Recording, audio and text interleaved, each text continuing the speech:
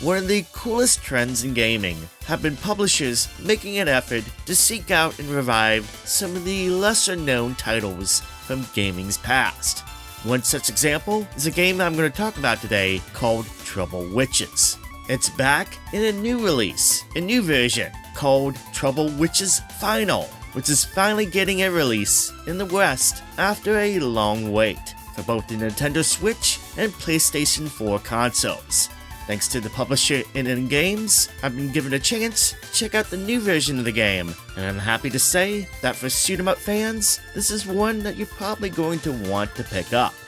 Originally released back in 2007, Troubled Witches stood out from most doujin or independent shoot-'em-up releases at the time pretty much because of its quality.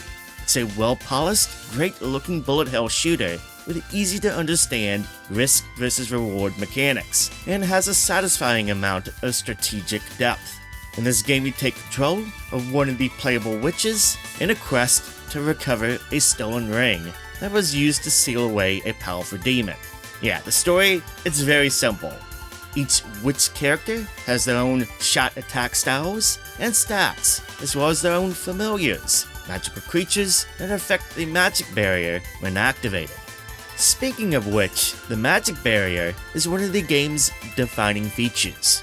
With the press of a button, a magic circle will appear and surround your character.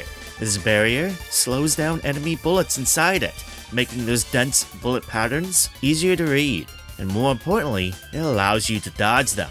When active, the magic barrier drains your MP, so you have to be mindful of that when you have it active. Deactivating the magic barrier will allow you to start to recover your magic points. Additionally, activating the magic circle while close to bullets will cancel them out and turn them into gold, which you can collect for use in the in-game shop, which I'll have more on that in a moment, as well as it allows you to score additional points. You can also score gold from enemies you defeat, but the catch is, you can only collect them when you stop shooting. As you can imagine, that can be kinda hard to do with so many enemies flying at you and firing off attacks of their own, especially with this game being a bullet hell game. Occasionally, you'll encounter shops and stages where you can enter and spend your gold on magic cards, which are temporary, powerful attacks that can give you an edge in dealing with enemies and bosses, as well as you can spend on upgrades to earn additional lives or increase your magic points for use for the magic barrier. So in short, as you play through the stages, you want to gather as much gold as you can in order to spend at the shop and to score more points. But in order to do so, you're going to have to play a little bit risky or a little bit dangerous in order for you to maximize your gold earning. And that pretty much what makes this game so addicting, that risk versus reward economy. Even after beating the game, there's always room to get better and shoot for a higher score because of these mechanics. And the fact that there's multiple characters to play as, each with their own stats and traits, it also means that there's lots of replayability with this game too, for those who seek it. It's all good stuff, and it's why fans of this game really like it. Now, this game has seen various releases over the years. For example, there was a port to the arcades in 2009, and then in 2011, there was a version released for the Xbox 360, and each version had its positives and negatives, with some adding new content, while also missing content from prior releases. So fans never really had a true, complete, quote-unquote, everything is here experience until now. The latest release, Troubled Witches Final, aims to finally combine all the content from prior releases into one complete package. So what do you get in this version of the game? Well, first and foremost, this release contains all 12 unique characters, every playable character that has been in the series over the years.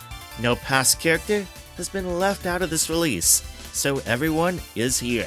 Additionally, each character has been given a rating of beginner, intermediate, or advanced on the character select screen to let players know how difficult they are to use.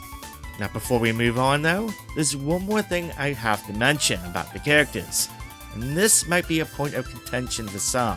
While this includes all the playable characters from past releases, the 12 in total, there is the addition of a new guest character to play as, that being the magical witch Cotton, from the Cotton Shoot 'em Up series from publisher Success.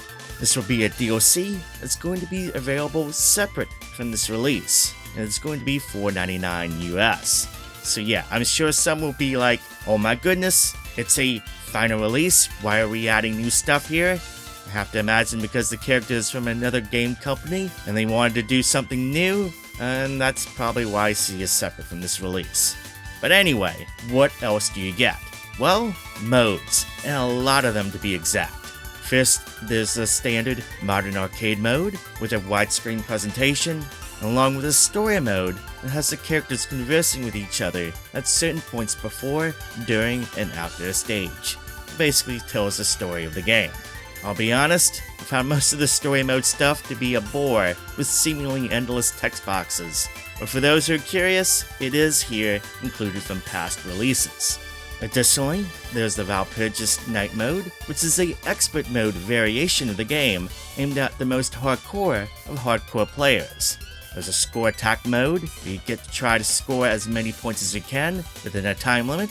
A boss attack mode, where you go through endless loops of bosses, one after each other, as well as an endless mode, which is true to its name, where you keep going through increasingly difficult loops of the game's stages.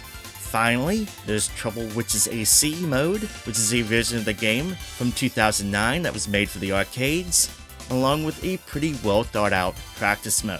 We can choose a variety of settings to master parts of the game in a variety of situations. So aside from the additional DLC character release, again, this is the most complete version of the game. All the modes past and present, along with the 12 characters.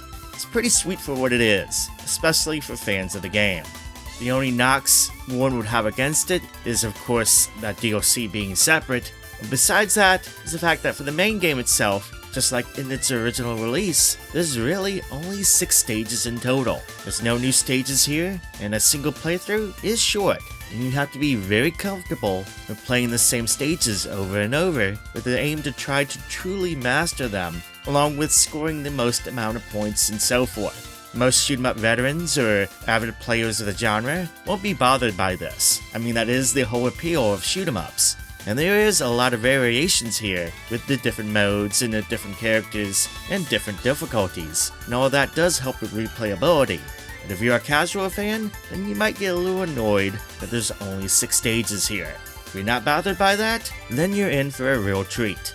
I've personally had a lot of fun with this. It is really addicting with its risk versus reward gameplay mechanics, and trying to shoot for that one quarter clear while trying to score as many points as possible.